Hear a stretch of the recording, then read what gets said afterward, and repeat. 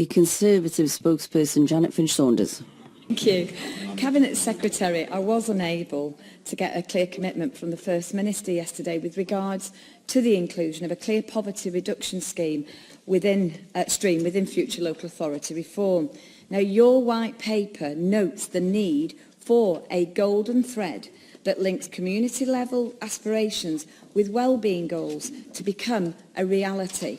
So therefore, will you commit today to ensuring that a golden thread in terms of poverty reduction is similarly prioritised as a reality within your proposed legislation objectives going forward, with clearly marked strategic direction, ambition, objectives and deliverable outcomes? Well, I'm not certain that I completely follow what I'm being asked to commit to.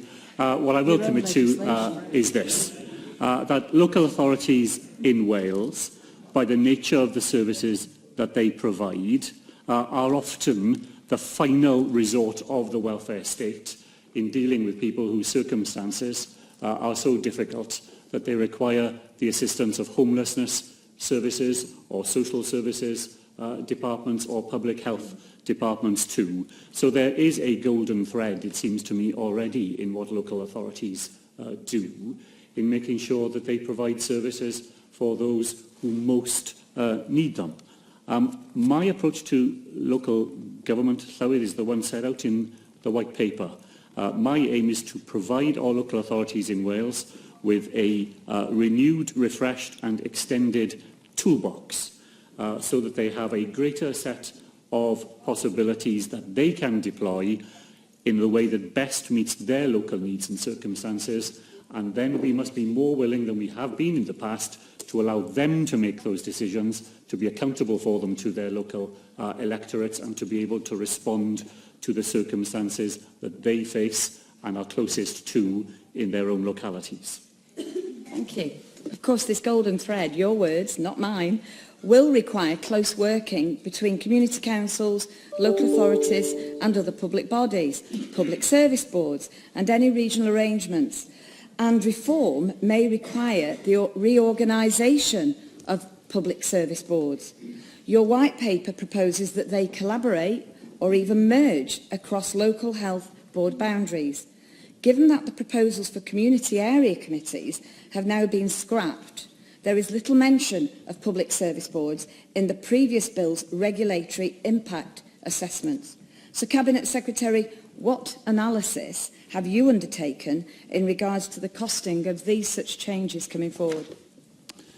Well, Llywyd, of course, the costs and benefits of the proposals that we will bring forward will be set out in the regulatory impact assessment that will accompany the local government bill that the First Minister announced as part of the second year's programme when he made a legislative statement last week. And there will be a new regulatory impact assessment that reflects the set of proposals which will then be in front of the Assembly. I think the member makes an important point about local service boards, and she's right to pick up the fact that there was interest in the consultation about the way that we would maybe realign public service boards so that they are better able to match the new set of circumstances with greater emphasis on regional working and so on that the white paper set out.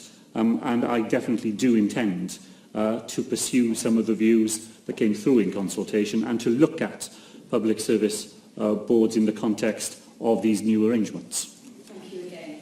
Of course, local authority spending on central administration is set to rise by £11 million this year, while spend on roads and transport will fall by £2.73 million, and on libraries, culture, heritage, sport and recreation by almost £4 million. The Welsh Labour Government have talked the talk on more streamlined local government, but these figures suggest increased bureaucracy and red tape. Years of uncertainty over reform and reorganisation has not helped in the slightest. Cabinet Secretary, can you suggest why these costs are set to rise so dramatically? And will you commit to ensuring that there is solid and responsible budgeting in this area?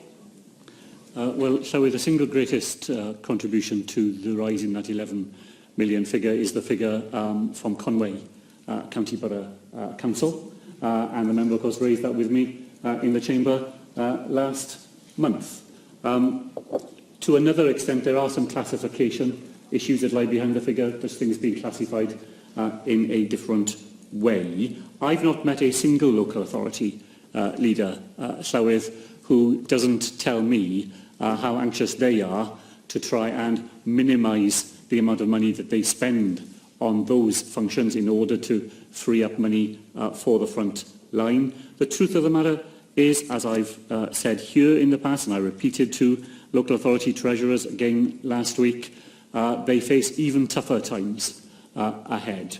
The budget available to this government goes down next year, the year after, and the year after that again.